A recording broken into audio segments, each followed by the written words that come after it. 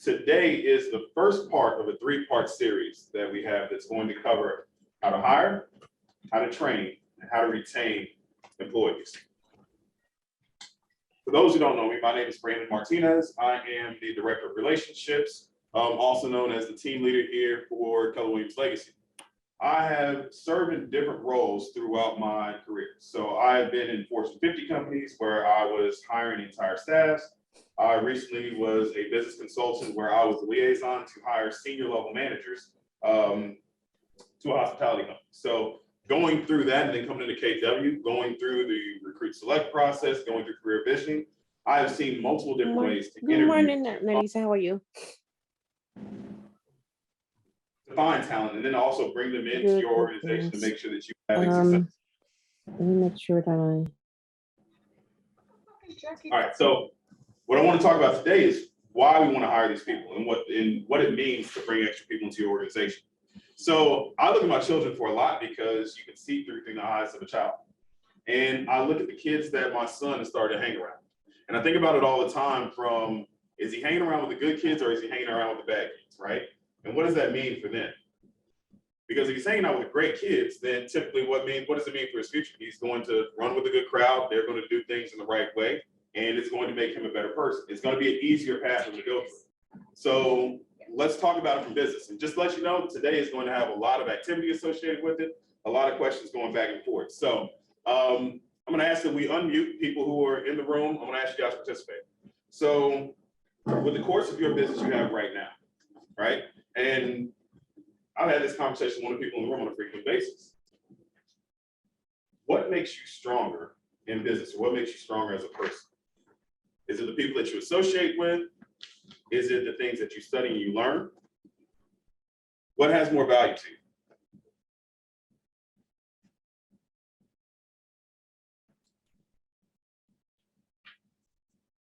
Arguably, it's going to be the people who you're around, right? When it comes to the business, you are going to be the average of the 5 people you spend the most time with. If you think about your business, the level at which your business can get to is going to be the average of the first 5 people that you hire. That's why making these hires are so important for you to do. Those who are in the room, I drew on the board. I drew on the board of the graph, right? And so it really talks about what we'll cover today, right? So you have your job, you have your business, you have your empire. And if we think about the jobs that we do, we're a small business, right? Typically, we're the one person who's doing the job within our business, right? When you hire someone, what are you hiring them for? You're hiring to take over a job that you have a pain point in, whether it's showing homes, whether it's your administrative work, whether it's looking for someone else to be an buyer's agent, whether you're looking for a listing agent, right? You're trying to find whatever you can to leverage your business so you can be more successful. Well, the key to this is a lot of us, as we go through this, few people actually get to the role where the person that they hire can do it. Most of us end up hiring somebody and they take on part of the job where we still have certain aspects that we take over. That keeps us in we do it mode. If you're constantly doing we do it, then that means you both are operating in your job and you don't have them operating for your business, right? The highest level of expression that we can get for business is when they do it and now they're actually running your business, letting you do the things that you need to for your business and your empire to grow, right? The last thing between you owning your job or you owning the business is the people that you hire. Can they take you to that next level? So that brings us to our course today. What you're going to learn in our first series, which is making the hire, we're going to talk about creating your team vision, knowing when you need leverage, and then who you need for that leverage. We're going to cover the personality traits, what skill sets that you want to look for in a person. And then we're really going to dig in and we're really going to be active when we talk about the interview process. And then hopefully with the work that we've done today, this is going to encourage you to take your first steps as you go forward.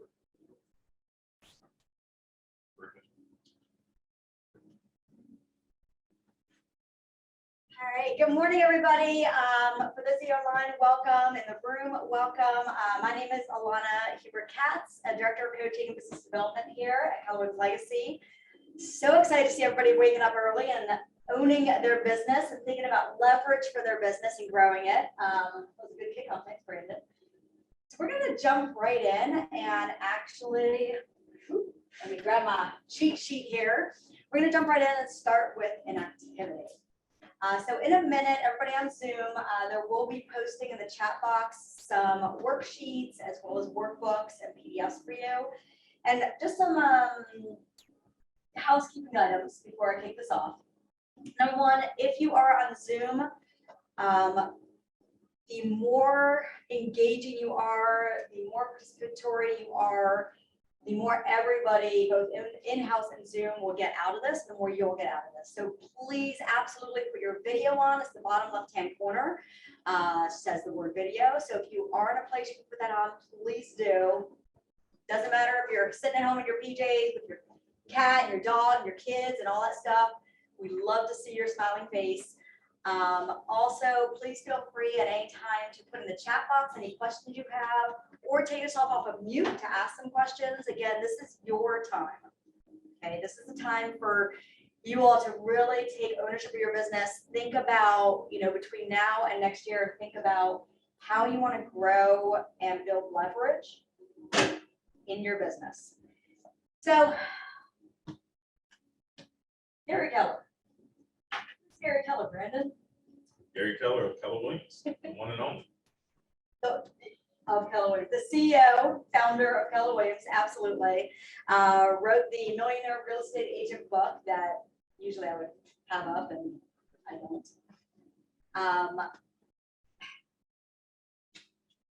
Gary Keller's job says, Gary Keller says, your job is to attract and hire empire builders in your leadership roles. When you're working with people whose goal is to succeed at the highest level, all you have to do every morning is wake up and help them get there. So what does that mean? Let me ask you guys in the classroom and on Zoom, your job is to attract and hire empire builders. And then once you have them in place, you have the right people in place. Keywords, right people, you're going to hear us say those two words all day long. Once you have the right people in place, all you do every day is wake up and help them get there. So what does that mean to you? By the way, this is interaction time. I can totally stay here forever and not talk. Brandon knows that. What does that mean? I definitely love that. I would love to wake up every day just to see, to make sure that they're taking care of the business. I mean, I'm a business owner. That's what I'm meant to. I want to be a business owner. I am a business owner, but I'm wearing all the hats right now. Jackie, I love that. So you said, I want to wake up and be a business owner. And you said, I'm wearing all the hats right now. So Jackie, how many hats do you want to be wearing? I just want to be wearing one hat, which is the CEO of my group. So if you were to hire the right people, build the vision big enough for them. And again, we call these people empire builders. They're not, let me hire an employee. Right? This is not, you're going to leave to find an employee tomorrow.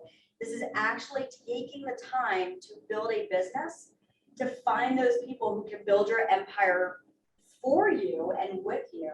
So Jackie out there and all the Jackies out there can put on one hat in the morning and be the CEO of their company. Jackie, if you woke up in December of 2022, 1 year from today, I guess November 30th, 1 year from today, I'm already fast forward, and you were the CEO of your company and you had empire builders, how would you feel? Awesome, because I can and then follow up and make sure that everything is taken care of. But I have my employees, I have my empire builders taking care of things. Exactly. Now, question for everybody, does this happen overnight? No, not at all. Is this a process? Yes. Do we have to maybe put some work into it and be patient? Right. So let me ask everybody, what do you feel is the largest water ever? My goodness. What do you feel, for you guys, I want to hear from all of you. What do you think So I want to make sure you guys are getting out of today what you truly want to get out today. What do you need to do this? Take yourself off of mute, open it up. What do you feel is your first step? What do you guys need? By the way, if you're in a place you can't talk, feel free to throw it in the chat box. The first thing that you need is really to figure out what you need leveraged. So what I start with is what I can't personally do anymore. So I'm in an operations role and I can't do marketing right now because my job is too much. So I start listing out things that I know that are too much on my plate, where I just do everything that I've done or can do. And then I start leveraging out the things that I feel like I could pass off to the next person. So if you're wearing all hats, for instance, start writing all those hats down, figuring out which hat you'd like to give to the next person. Oh, That's where I start when I hire. Riley, thank you. That's a perfect place to start, right? Riley was talking just now about a principle called the 80-20 principle. So Riley's like, okay, I'm doing 100% of this job. If Riley's main focus is, I really need to focus on this 20%, the biggest rocks we call them, the most important things for her to be successful, then that means that 80% of the tasks, the items, she needs to find somebody else to do, right? So she got to a point, or she passed a point probably, where she has to find that other person to take that 80% off of her plate, those other tasks that are not her main focuses, not her big rock, to make them that person's main focus and that person's big rock. That makes sense, that analogy?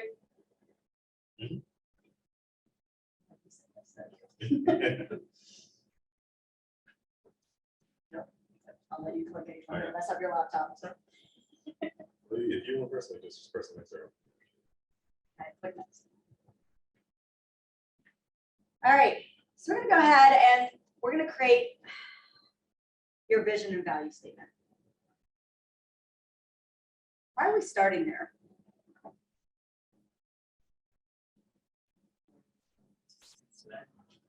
So I'm gonna be the only one who participates today. You know what, that is, Let me tell you what, without understanding where your business is going or where you want it to go, it's really hard to figure out what piece of the puzzle you're missing.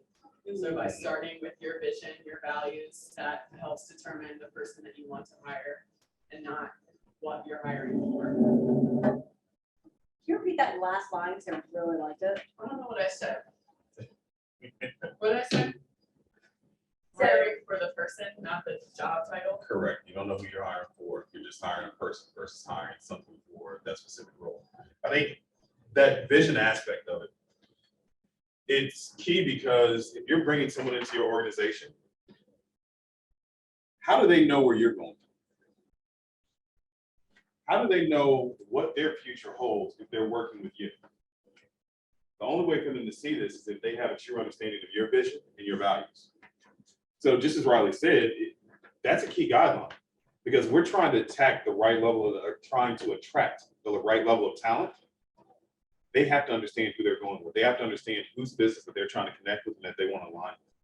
So it goes back to that, why do we start with the vision and value? Because your vision is what's casting that net to attract the talent who can grow within your organization. All right, so we're gonna do an activity. And by we, I mean all of you.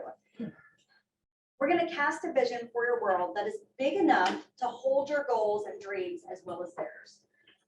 This is also in your email as a link. We have a folder and all that. No, do it like this. All right, the goal is to offer a big career and income opportunities so you never lose the ones you want to keep.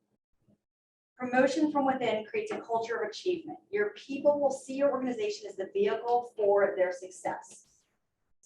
If your world, if you do not have a vision, if you do not know what your value is, why would somebody want to join you? Or better yet, why would somebody want to stay with you? Right? It's a hard question to ask.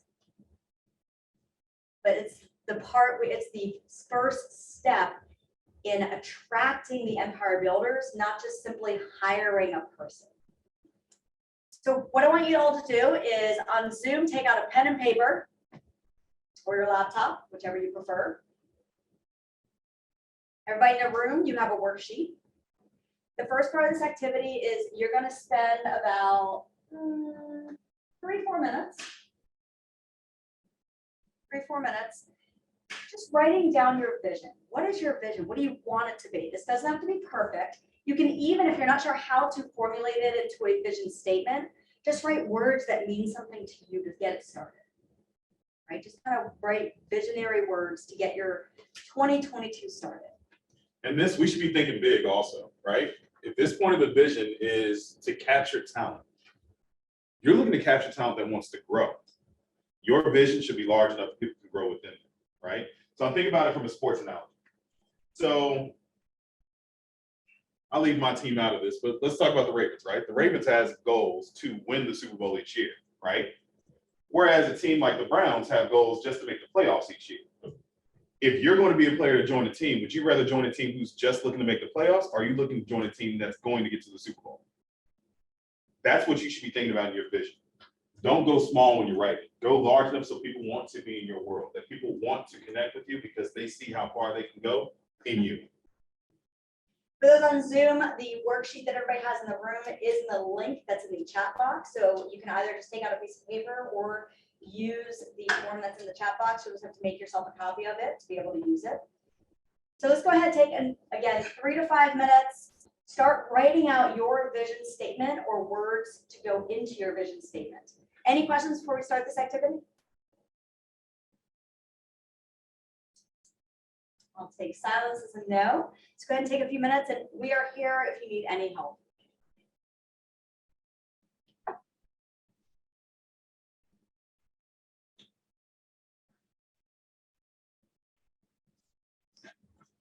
Remember, think large, think large. The larger your vision, the better talent that you can attract. This is a hard thing to do in 4 minutes. Don't worry, take your time. I mean, I already have mine. It is. It It's took a me very, a day and a half. yeah, this is to get the brain working a little bit in the morning, and Yeah. Riley took your day and a half. It took me about a year. I was gonna say, I mean, It just literally to, took like, me, you know, it does take a long time. personal one, not so hard. Team one, harder. I mean, and this is the key. You got to think about where your business is, right? But for some of us who are looking to make that first hire, remember what I said earlier, your business is going to grow. Your business is going to be represented by the first 5 people you hire. Do you want those first hires to be someone who isn't thinking big with you, who doesn't have the goal of pushing you to that next level? If your vision isn't large enough, then that's their mindset when they come in, that we're not going to go any further than where we are right now. I'm just here to help you with the job you're doing, not to build your business. The larger you think, the more that they will do for you, the more that they will push.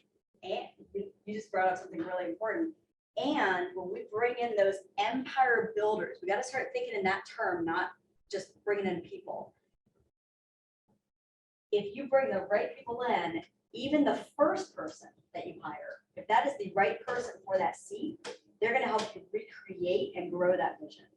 So whatever you come up with in your vision for 2022, when you bring that person in, if it's the right person, moving into 2023, you should be sitting down in October during the business planning stage with your team to revamp and recreate and tweak that vision, and then it should be ever growing.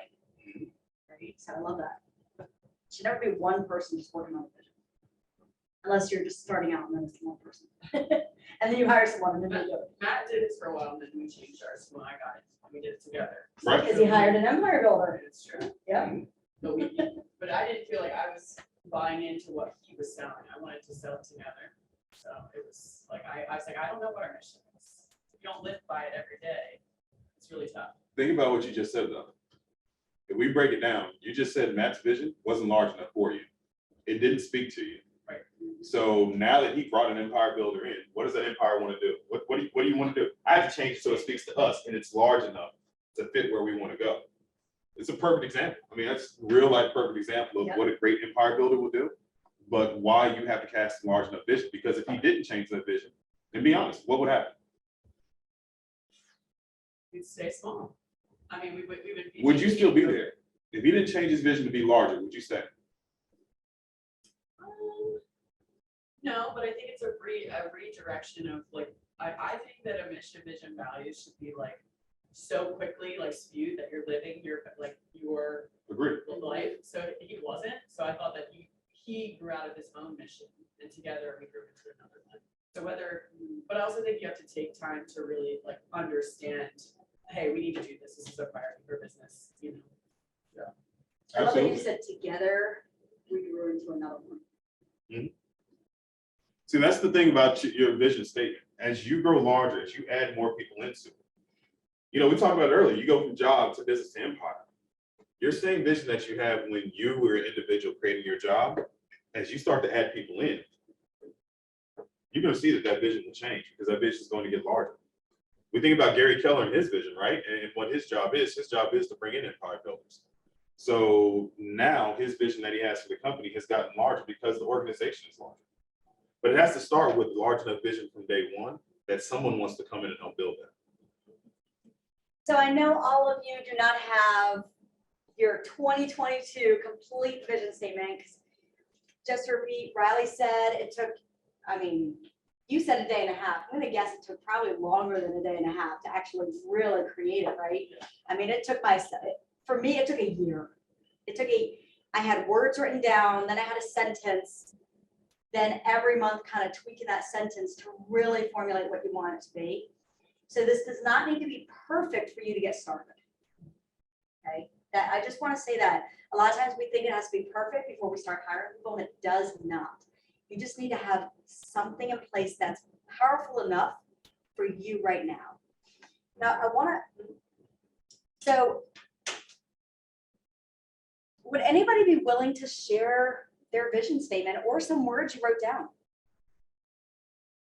Anybody on Zoom?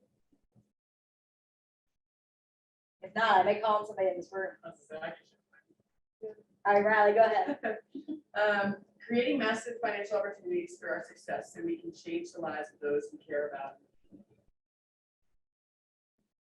you repeat that one more time a little louder? Yeah, sorry. Creating massive financial opportunities through our successes so we can change the lives of those we care about in the community. Short, sweet, and powerful. Super. You guys feel that? Change the lives in communities. Again, it needs to speak to you, and that spoke to her and Matt on their team. All right, another activity. Today's about you guys actually taking action.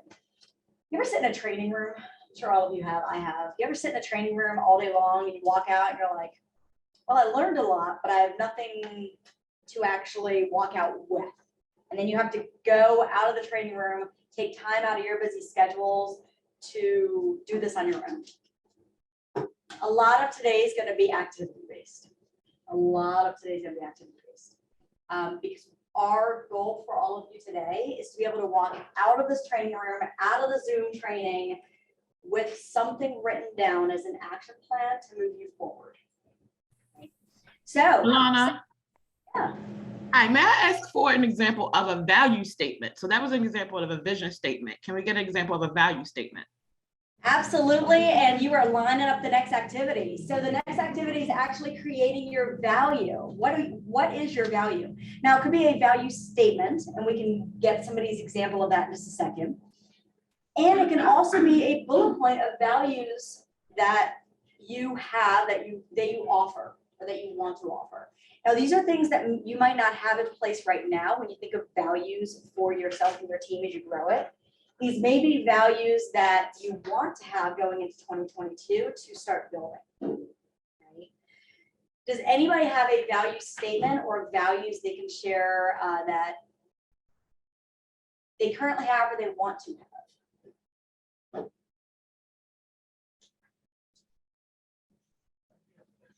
I feel like we're having like I was about to say, we might just bring Riley up here and just have a. You gotta understand, Riley has always been key for me when I walk a new Right? recruit through and come in, so she's always been my right I hand, so know. it only fits.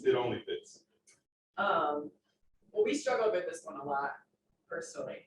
just because like, we feel like our mission, our vision, like they all are so similar. But our values really are passion, positivity, community, and a commitment to constant learning and personal growth. Personal growth, constant learning. Pick out some of the key words you said. Those are value words, right? Community. What are some other values? Do you want? I was just passion and positivity. Passion, positivity, and then there's also, that's your value statement. Yep. And along with that, there's values that you offer on the team. Keeping your word. Keeping your word, right? Trust. Let me ask you guys this. Trust is What do agents want? Money. Money?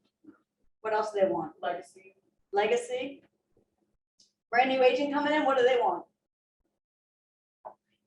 just a deal. A deal? A client.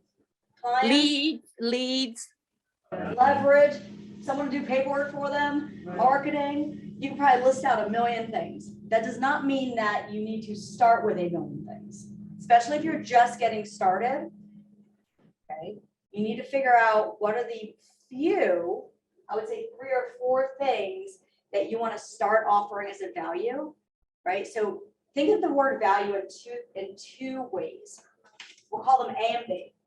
Value A is what are you bringing to the table as you? We heard trust, we heard passion, we heard community, right?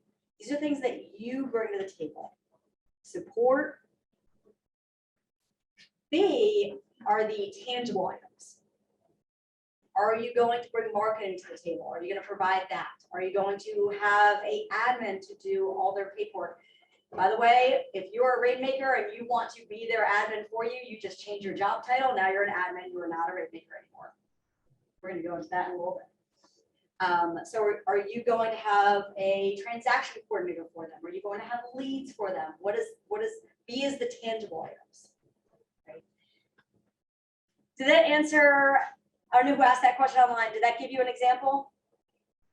You know, Hi, this is Nicole. Yes, that did. That was very helpful. Thank you. Gary Keller came out with a card box. I don't know if you know the one thing card box. Yes. Matt and I purchased it when we were doing this activity, and it helped us tremendously because it has almost every adjective you could ever think of in mission, vision, values, like what you would use in your statement. And it's a quick activity where you have 1,000 you can pick from, and then you both go through the deck and figure out which ones are really important to you. And then you kind of you get smaller and smaller, and so it's just if someone's struggling with this and really getting started, it's a great. I can share it with anybody too. It would really help us. So. Awesome. Yeah. That's right. That's also similar to the cards they give in the bold class. It's Objective Life by Design. One thing cards, but yeah, it really. Ooh, activity for next time we run this. Mm-hmm. Side note. Okay, How do we access those? we will share the link in the chat box of how to access them. There's actually an online site that you can pull all these materials up in. So stay tuned for the chat box. Thank you. We're going to take a few minutes right now, and I want you all to list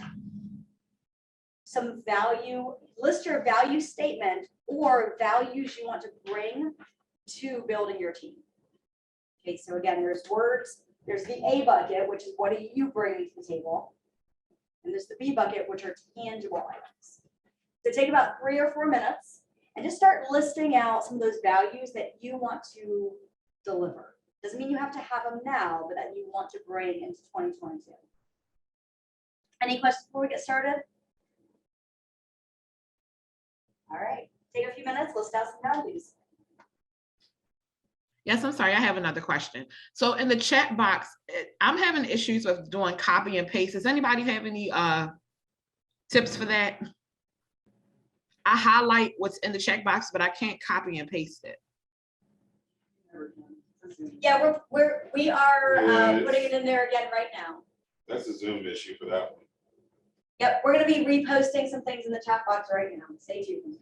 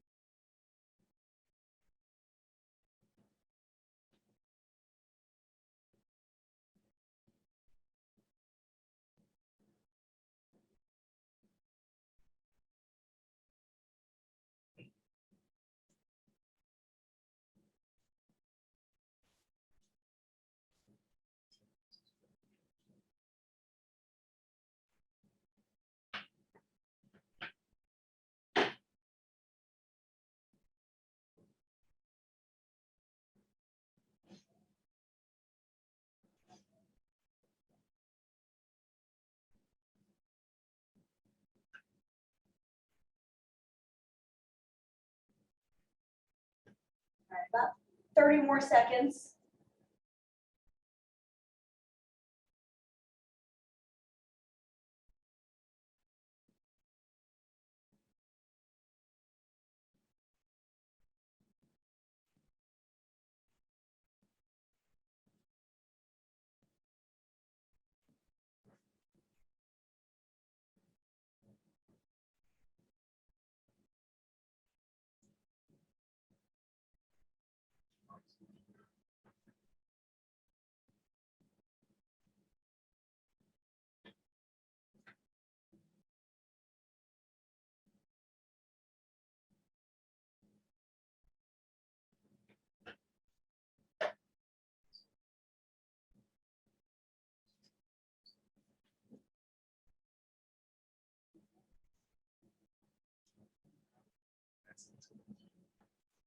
All right, let's come back together. I definitely would love to hear from some people regarding what you wrote down for values. Before we jump into that, I noticed in the chat box, there is a great vision statement that Andrea put in here. Andrea, would you be willing to read this? I don't know if you're in a place you can take yourself off of mute.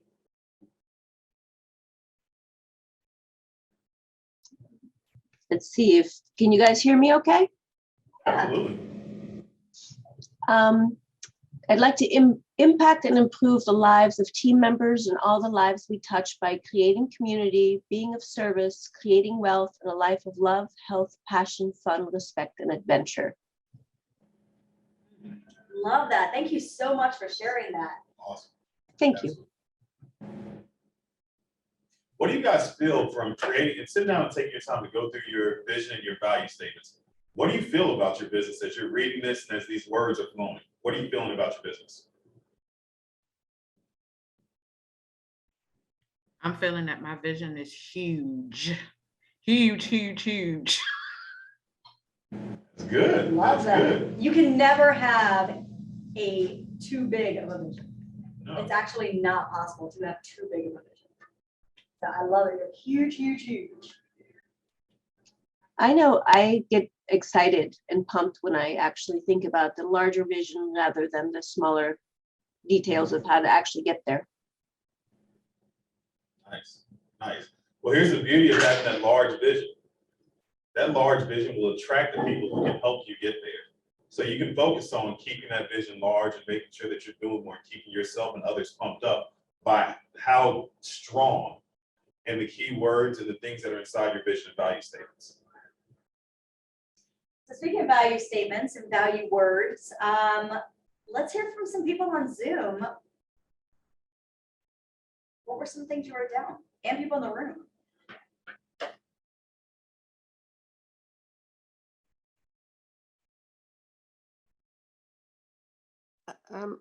This is regarding the values. Yep, values. Values to provide the tools, resources, and guidance to maximize each individual's potential by accomplishing goals in the most efficient way possible. Love that. Thank you. Let's hear another one. Again, values can also be, what are values you want to provide team members? What are values you want to provide people? Right? Alana, I have some words: optimism, exploration, ingenuity, and temperance. Optimism, Exploration. I exploration. like that. That's a good word. Exploration. I have to steal that for our team vision. Love that. Here, one more. By the way, by you all sharing the words and the statements that you wrote down, you're actually also helping not only yourself say it out loud to really hear it, but you're helping your fellow colleagues think of things that they might not be thinking of to add into theirs as well. Right. So I just wrote my values would be trust, keeping my word, showing up, very simple but important values to always have, and also showing compassion. I mean, not just to your team members, but to your clients also. Absolutely. Thank you. Love that. They're all very simple, but. But you know what's great about that? You say it's very simple. Here's the key thing, and Raleigh mentioned it earlier. It's about having a vision and value statement that you can say very quickly, repeat it, you know it off the top of your head. It can be an elevator pitch. And something about that vision and value, when it's short and concise, it's usually very powerful.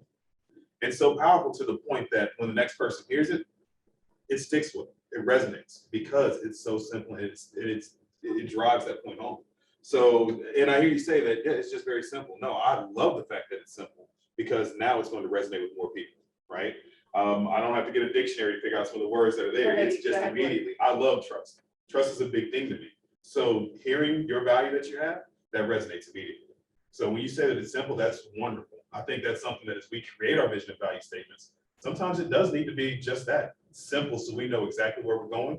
And sometimes simple does let it be large enough for everyone to be a part of as well. So it's awesome. So when you say it's simple, that's a great thing. Thank you. You're up. So we've cast our vision, right? We have our value statement. And now let's talk about the leadership aspect of who we're bringing in, right? So I like to blend worlds. One question, sorry. I have one question. So I think I'm a little confused because, you know, we're talking about values for a value proposition for empire builders, right? And which is different than the MVBBP, right? Or is that supposed to be also inclusive? Because currently our MVBBP is very front facing and a value proposition that when we're looking for empire builders, we wouldn't necessarily share, you know, for the public, you know, and so I guess, and hearing some others, it seems like there is a difference, but I just wanted full clarity on that one. Okay. Let's define what MBB is. Yeah, let's start there. And I actually wanted to create a debate around that because I think that's a very good question. And I think you're getting different philosophies, but some of that is based upon sizes of the organization, right? Some people are attracting people from the standpoint of that next person could be an empire builder that I'm looking for, might be a previous client, might be somebody who already knows what my vision and values are that I'm speaking out. So the MVVP, mission, vision, value, and what's the key? I forgot that. Mission, vision, value. Principles. It's the lead. Perspective. MVV, perspective, yes, Thank you. perspective, yes. Yeah, I start thinking sports, I'm like most valuable players, but you know. That's actually fun. So with that, let me ask, right? And we'll start with some of the larger teams that are here, right? So Candy, we have your viewpoint. Raleigh, with you, your value statement that you have, the one that you use to attract talent on your team, is that the same that your outward clients are seeing as well? I think we rely more on our mission statement than our values. Mhm.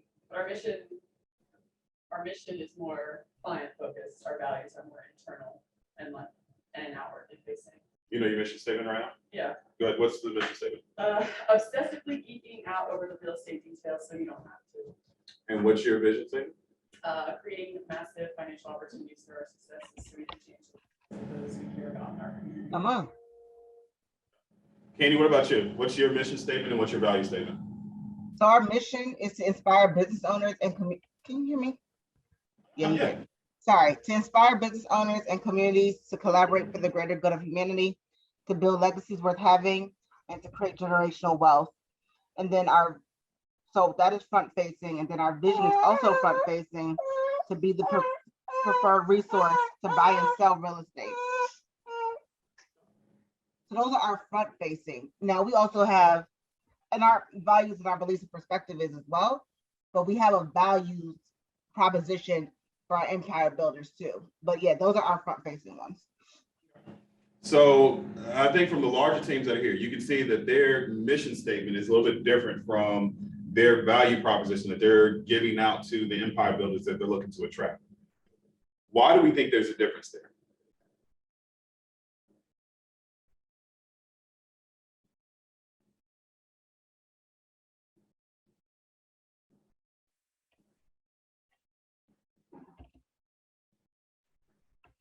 What do you think? What would you think would be a reason that you have it separate between those two? Yeah, sure. Mhm. And the other one is just, like an engine to run everything, The mission's achievable and values the engine Yeah. that runs things. I like that. Yeah. Okay, so the mission is, I would say the mission is what we live by. It's like the mission is kind of what we walk and talk every day. And then the values, what we're providing. So when you think about that mission statement, the one thing about that mission statement that you'll always learn is, yes, that's going to be outward facing.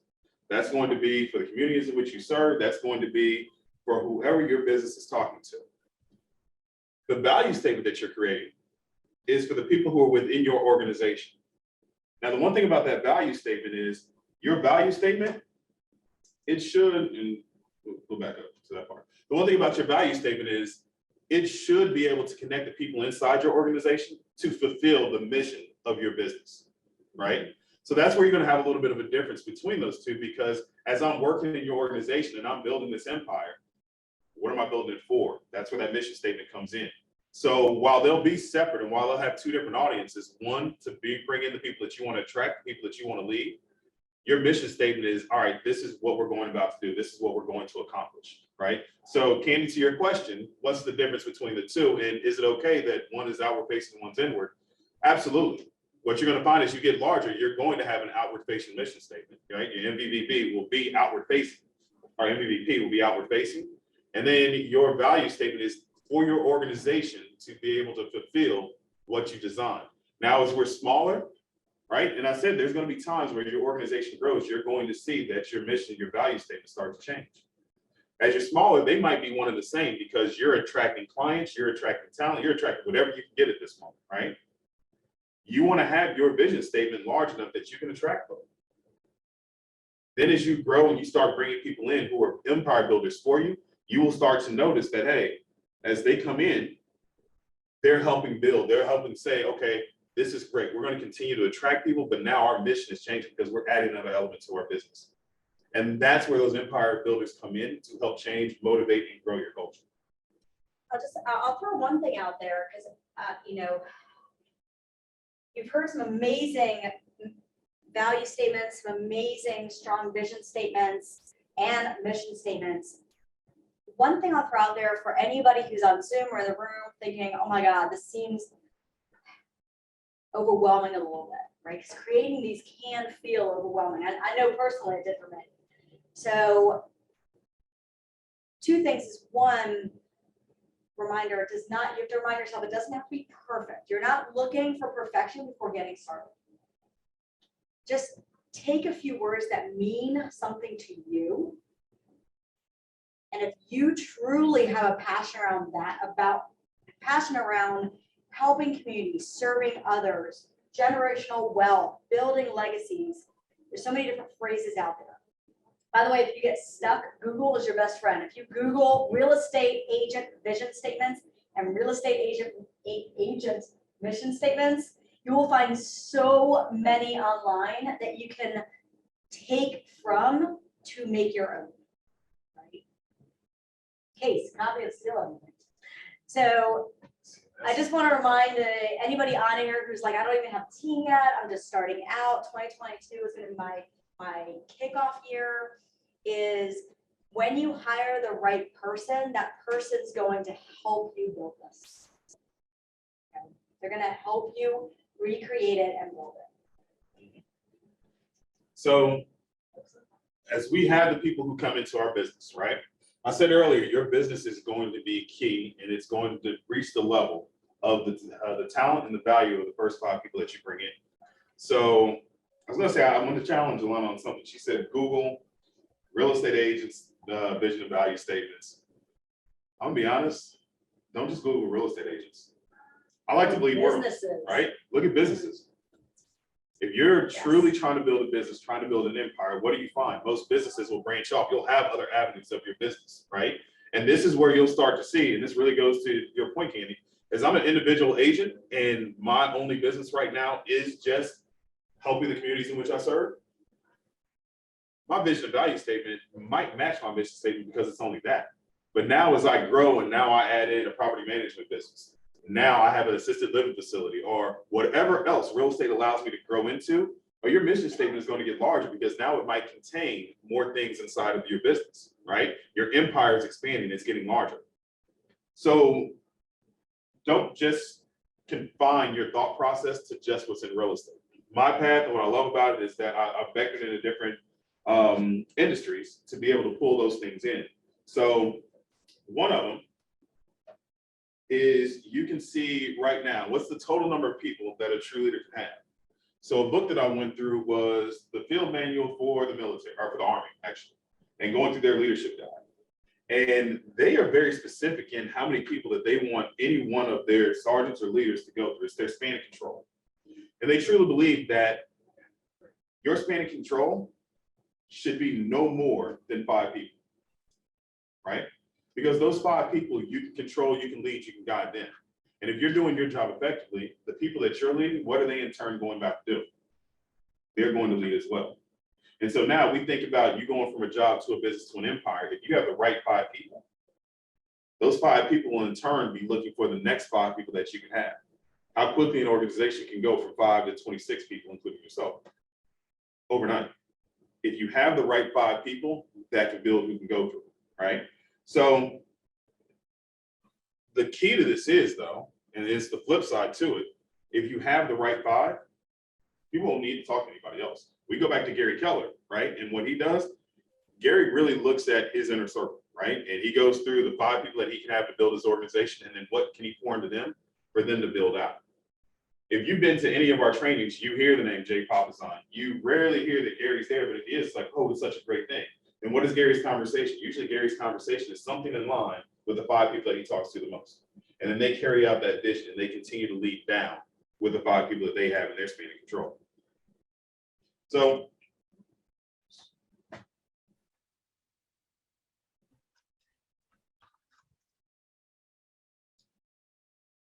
all right. So Riley talked about this a little bit earlier. We're here because we need some type of leverage, right? We're looking to hire somebody. Let's be interactive here. What makes you think you're at the right time to hire somebody? What has happened within your business that says now is the time that I need somebody else to come in and provide support for me? Burnout. Burnout, absolutely. What else? Growth, Growth. next level breakthroughs. Ceiling. Hitting the ceiling, can't break through. Yep. It's another reason that we would need some leverage or we're looking to hire. Help with new ideas. Bring in new ideas. I love that. I think we always forget about like opportunities for our community, like a job that you created is like a huge thing that we do, like that, you know, not everybody can do. I love that. Read your value statement again. I know, it's, man, you're really putting me on here. I am, because I wanted that one, because if you think about what you said in your value statement, what you said and exploring opportunities makes so much sense.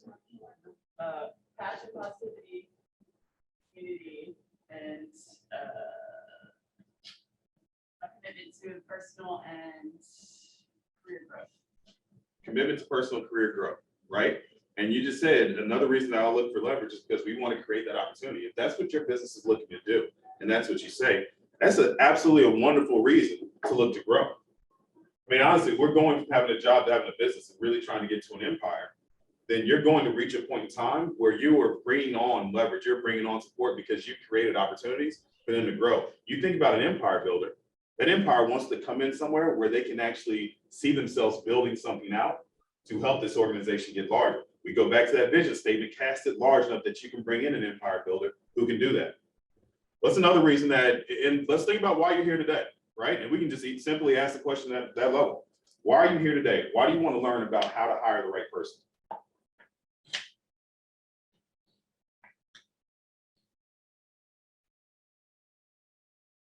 To grow.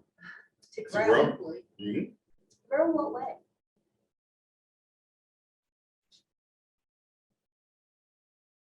I like that, to grow. How do we want to grow? What do we want to grow? skill set, leadership, for one. Skill set, leadership, absolutely. I'm looking to learn how to build culture within a team. Learn how to build culture. Culture within a team, I like that. And figuring out what you like about your job and being able to focus on that. I always talk about staying in lanes with Matt. He's very good at sales. I'm very good at operations. We stay in each other's lanes to ultimately like our job. It's very good. Did everybody hear that one? To be able to stay within your strong spot, right? Stay within your strength to be able to do that more on a regular basis. That's a great. We're actually very gonna, in probably about an hour or two, dig into how to do that. I love that you brought that up. Anyone else? What are you here to do today? What are you here to learn? What are you here to, why are you here? Why are you looking to hire someone? What leverage are you looking for? I think Jackie hit on it earlier, but it's for me, the way I put it is I want to work on my business, not in my business. I want to be the owner of the business and work on the business, not the worker in the business. I can tell you many of the wise things that I've heard since I've been here came from Jackie Obad. So stealing off of her is a wonderful thing to do. Absolutely. I'll throw something, you know, working with a number of teams locally and nationwide, there is a theme that I hear constantly. And, you know, when we talk about needing leverage, and it is typically it's that main top agent, right? That leader who is, to Riley's word, burnt out, right? They either have too many leads or they're like, oh my God, I hate buyers. I really hate buyers. I can't stand buyers. I just want to focus on listings. I'm sure somebody on Zoom right now is smiling because you're feeling the same way and you hate buyers too. Mm-hmm. So, or vice versa, maybe you love buyers and you hate the listing side. I don't know. But you get to this point where you're like, I'm missing business. I'm losing business. I'm wearing too many hats. I'm doing it all, right? I'm exhausted. I don't have work-life balance. What? Does that exist? I don't have balance. You get to this point where you start saying these phrases, and when you start saying those phrases is when, oh, look at that. I didn't even know that was lined up. That was perfect. When you start saying these phrases is when you need to sit down and block out time, hence this class, block out time to figure out what do you need to stop saying that phrase. What type of leverage do you need? So we have the reasons that we're here, right? We need leverage. We want to grow, right? We want to stay in our lane. We want to work inside of our business. So now that we're here, we want to look for the right person. What are some of the traits that we're looking for, right? Right? So let's talk about this together. What are some of the characteristics of talent, right? What are some of the things that we're looking for when we say we want a talented individual?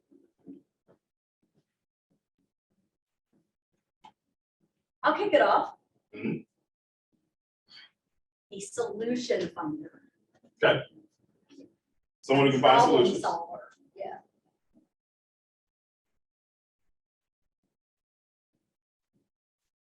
I would say someone who has forethought. Forethought. Forethought. I like that. I like that. Solution finder, forethought. What else do we have?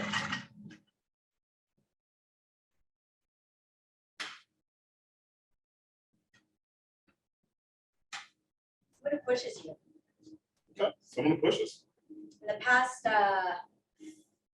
6 months, not even 6 months, I hired 3 people. Mhm. And one of the biggest things I looked for in every one of them sitting in the room all 3 weeks in, 2.5 weeks in, is are these people going to push me? Are they going to challenge me to grow me as well? What else? What's another sign of talent? What else is something that we look for in talent?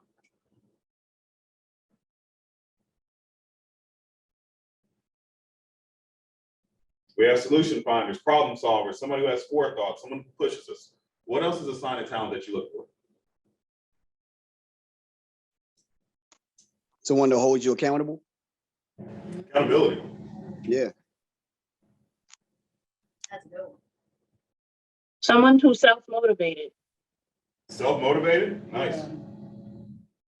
If they're going as more of a sales role on your My team, handwriting's terrible. if they're going more of a sales role on your team, somebody who's hungry. Somebody who's hungry. I mean, I like that. I like somebody who just wants to own the job and run with it. I like looking for that. Somebody who's positive. Who doesn't, Positivity, that's nice. a great one. It's just positive all the time. It's actually an awesome trait. I couldn't imagine being around somebody who was ho-hum and doom and gloom every day. That would drive me crazy. You have to be laugh and smile too much to have somebody who's just doom and gloom. That doesn't work. What else can we think of? We're looking for talent. We want somebody who can help us build. We want somebody who can help push our business, right? And run it and take that over so we can focus on those things. What's a sign of talent? Someone that's better than you in the areas where you're weak, or better than you in the areas where you do okay. Okay. Fill in your gaps. Fill in the gap, right? Better than you. And they raise the bar for you and your organization, right? About somebody who's resourceful, who can find things on their own, right? Who can find that answer, who can go forward with. We want people who are really tech savvy. Tech savvy? Yeah, that's a very good one now. Mhm. Very good one. You know, and Candy, you actually mentioned it. You want to find the right culture, right? So wouldn't it be nice to have somebody who wants to be around talented people as well? We think about that same analogy I gave earlier about casting that vision large, right? You got the Ravens who desire to win a Super Bowl when they start the season. The Browns, I just want to get to the playoffs, right? So if you're a player coming in, what talent do I want to be surrounded by? People who want to get to the Super Bowl or people who are just trying to get to the playoffs? Talent will attract talent, and talent also wants to be around talent. The trait that I look for, something I look for in talent, I like competitive people. I like someone who's competitive. It doesn't mean that you had to play sports, but it also means that you don't want to finish last. You want to achieve something over someone else. Action oriented. Action oriented. That's a great one. You can also substitute that word action for result oriented. Because your competitiveness. Yeah, you should let me go to Jason. Oh my Davis. God. You got to know, I went to a great speaker, and he had the worst handwriting of all time. It was the best thing I've ever been a part of, because I just watched somebody go up there and scribble stuff, and everybody just shook their head like, yeah, that makes sense. Thus, this is what you have now. Should never let me see that. So I think when we talk about talents, there really are 8 true signs of talent that we go through. As we kind of label someone down, I think we can kind of see it. You know, we want somebody who's going to find solutions. They're resourceful. They can dig in. They can find these things on their own, right? You know, one key part is they know what they want. They know what they want to get to, right? We go back. We cast our vision large enough for them to see themselves growing within your organization. If they know where they want to get to, if they know what their goals are and their goals fall within line of your business and your organization, guess what? They're in the right place. You found talent that doesn't want to leave you. You built an empire that they can be in and they can continue to be there. Riley said this earlier, continue to raise the bar. For Matt, Riley is talented. They had to change their mission statement. They had to change their values because it wasn't large enough for her to think that their organization was getting to their next level. Talent will continue to raise that bar for them. You know, we talk about them being results oriented. They talk the talk, but they also prove those results. And Riley, I'll pick on you again because it's so, I don't think you realize what you say and how much value there is in it. But shares in your goals and fulfills your needs by nature fulfilling their own. Riley said she had to help change that vision and value statement because it needed to fulfill her needs as well. It needed to be large enough for both her and Matt. Talent is going to push you in ways that you never thought possible before. And the one thing about talent, it has to be around other great talent. You know, I love, is it easy to find these 8 traits in person? Can we just throw a job description out there on social media, LinkedIn, Indeed, all these different resources, get one resume in and be like, okay, I'm gonna hire this person. Or have one person walk through your door today and be like, oh my God, I like how you're dressed today. It's similar to me. I'm gonna hire you. Right? The answer to that's no, right? But we do that. We tend to do that because we have pain points. So a lot of times we rush to hire somebody out of pain points. And unfortunately, they don't meet the 8 signs of talent. And what tends to happen? Slow to fire. Yep. Yeah. There is a phrase that everybody who knows me knows that I say it a little too often maybe, and it's slow to hire, fast to fire. It's not mean I'm firing. I'm just saying slow. At first, I just hired 2.5 weeks ago, so he's like, what? Mike, it was nice knowing you. But he's also gone through how many months of interview? Several months of interview before getting the seat, right? 32 interviews to find this person. 32 interviews to find a person. So it's really getting clear on, so we're lining this up. What's your vision? What do you offer? What's that value you're bringing to the team, your people? What are you looking for in talent? These are the 8 key signs. And then in a little bit, we're actually going to break down the first step in the interview process to know what questions to ask in the first interview to weed people out who don't match this. Because what's the opposite of someone who doesn't find solutions? What's the opposite of that person who they give the role back? There's nothing worse than bringing someone on, spending all that time training them for them to give you the job back. That's when you know you don't have talent. Now, there's a difference between bringing someone on who has questions. There's a difference. Somebody may come on. When a person comes on, they're going to have a lot of questions. They need to learn it. You're doing it with them. You're teaching, you're training, you're educating them so they can do it. Right? But if they start giving the job back, what does that mean for you? Waste of time. I love that. Waste of time. We're just gonna drop the mic on that one right there. I mean, we go back to what's on the board right there, right? You have a job, you're doing it, right? You hire somebody, you're training them, so we're doing it. But you want them to get to where they do it, so now you can operate your business. If they're giving that job back to you and you stay and we do it, or you're still doing it, then what tends to happen? You're gonna end up looking to either hire someone else because we're slow to fire. And now you brought on a third person to try to fill that job that one person should be taking care of. When is your business moving forward? Not only that, but it brings it down, it brings everything down. Oh, it brings everything down. And if you have other people on the team, they're gonna feel that as well. And at any given time, no matter how many people are on your team, the percentage, the national average percentage is 25% of the people are always looking for something new. Mm-hmm. That's a given. I was a director at a university for about 7 years. And in that role, I have led teams, hired people, probably hired, oh my God, over the years, a few hundred different people. Unfortunately, also a large percentage of letting people go. That is never a fun task. And you get that one person who comes in who is that negative Nancy, is giving you the job back, right? Isn't pushing you in any way, and everybody else feels it. I had a team of 14 admissions advisors once, and this one girl on the team, now, great person, super caring, but the wrong fit for the role. It was not a win-win situation.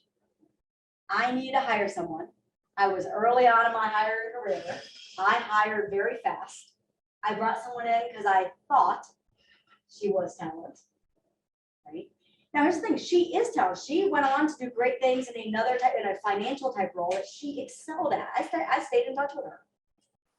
She was not talent for that role, was not a good fit. Unfortunately, because it wasn't a good fit, her personality of that started going negative. And then what happened to the rest of the team? What did they feel every day? Frustrated? Absolutely. Every day the team was coming to me like, oh, low energy, yeah. Low energy, right? Absolutely. So that one person who is not the right fit and does not have these signs of talent can absolutely cause havoc on the rest of your team or cause havoc on your breakthrough to the next level. I have to say though, I do feel like there's a caveat to this, like idea of hiring the right person.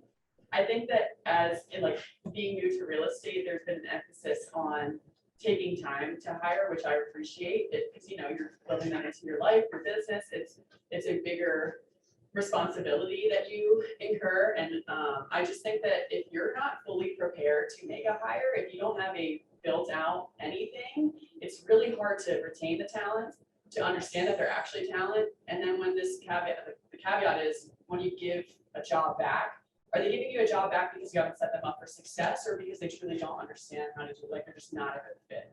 And I think that through like hiring in the past, I've learned that like, I feel like I have a really good training onboarding. But I don't know that until someone has tested that. And I have committed to a 30, 60, 90, and I've, you know, done all those things. And then I learned, okay, I've done everything I can possibly do. They're not a good fit. And I just learned that recently. But I feel like if you can't just, when I was hired, someone just gave me all the responsibility.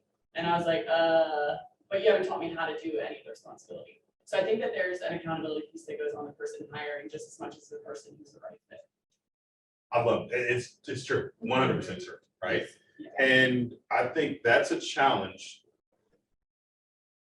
That's a challenge we run into, right? And in my role, in the conversations I have with agents and conversations I have with teams, one large part is about bringing in talent, right? I've been talking to this person. I think they would be a great fit for the team, but something just isn't sitting right, or I'm not sure if this is going to be great for me, or that lovely statement, I've been burned before, I don't want to be burned again, right? And I'll go back to the statement I said earlier, right? Which the first 5 people that you hire can show the level of where your business is. The first 5 people that you hire, not the first 5 people that always remain in your business. Yes, very important. Because what Riley said is very key. Honestly, everybody who's a part of our leadership group and everybody who we bring in, I like people who have failed and move forward. What that also means is I have had an entire staff leave me before. Was it because all of those people were not talent? Absolutely not. I'm still in contact with them, but what it was I wasn't in the right position at that time. There were things that I needed to learn. So for me to have my business be where I needed to be, I had to understand that there's things that I need to let go for them to truly earn their job, for them to show the talent that they actually have. But then on the opposite side now, because of some of those hires that I had that didn't work out, I've learned things that I need to go through. What's a better training process? What's a better accountability measure that I can give to them that they can feel good about that job, right? And if I'm truly searching for talent, what Alana just mentioned, and am I putting talent in the right role, right? And sometimes what you'll find is, oh, I have the perfect person. My business isn't ready for them to come in yet, right? And so now I may need to put them on my bench until my business is ready for them to come in.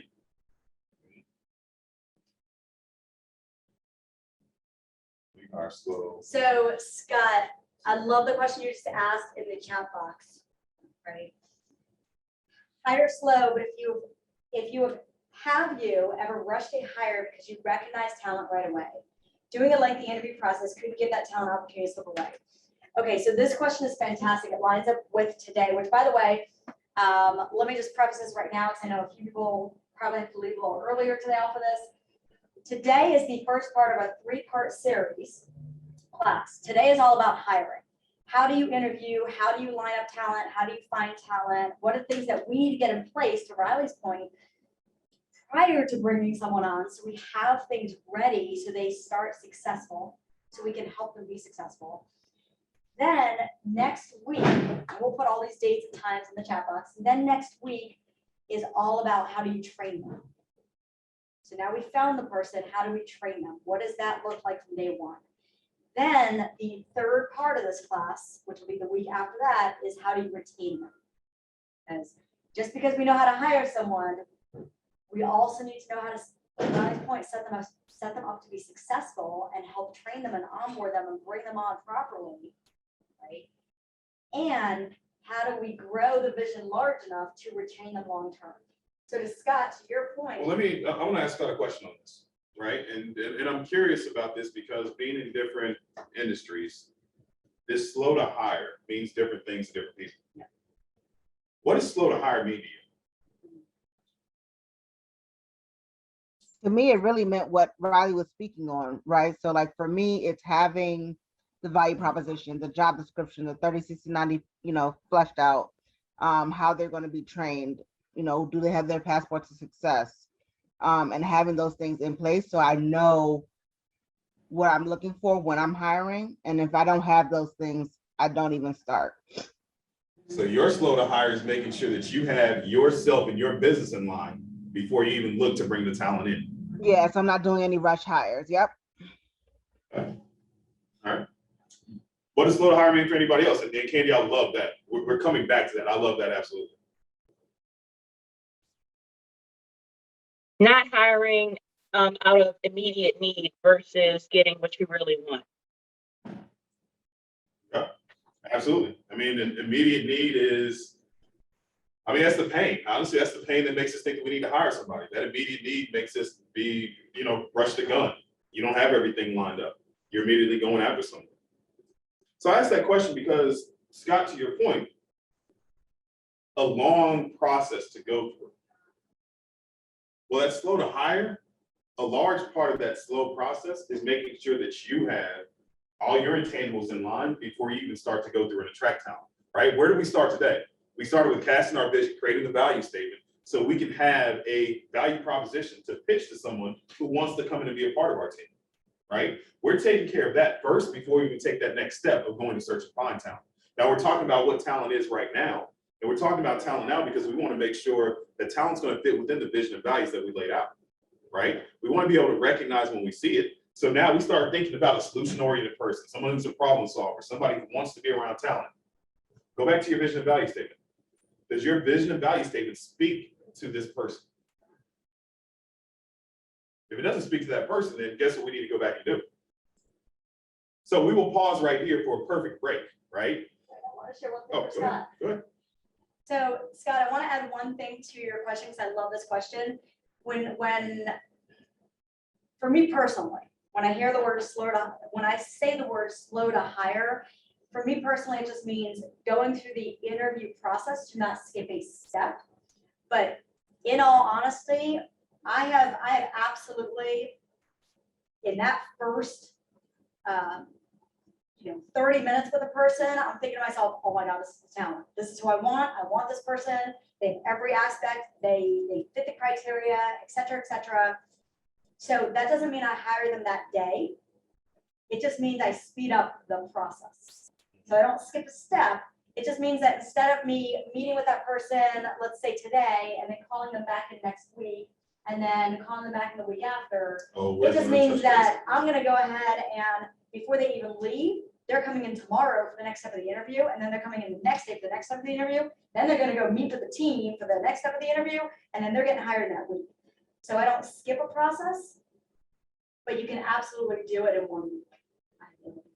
I mean, it Hopefully should, that answers and that question. we'll get through, and we'll dig into that a little bit more as we go through the process, so you can understand the timing of it and how you should go about. I don't think the interview processes that we go through, it may seem like a long process, but when we really break it down, you'll find that it's not as extensive as it looks if we follow steps properly. All right. So we're gonna back up. I want us to do a quick activity, and we'll do this into the break. Right. You took time earlier. You wrote your vision and value statement. Go back and read your vision and value statement, and see, does your vision and values match the 8 signs of talent? Take a few minutes to do that. We'll take a break and we'll come back at 10:30. Actually, we'll come back at 10:35. Give you a few minutes to go back over your vision and value statements to match with talent, and then give a little bit of break afterwards. All right, so 10:35, we're going to resume.